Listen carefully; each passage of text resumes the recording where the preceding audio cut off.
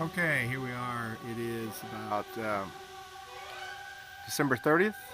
We are done with the installation of the world's largest recycled sports field. All the material's been taken out. We're on the final sanding. We'll be done with the sanding tomorrow.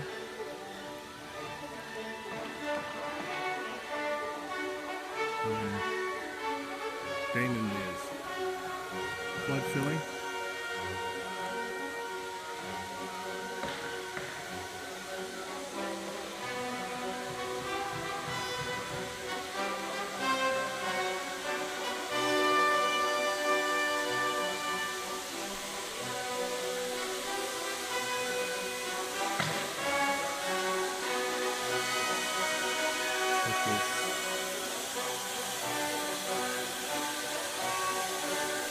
What we're going to do to improve the appearance.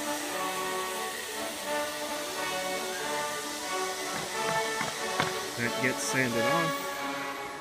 And we'll seal her up. And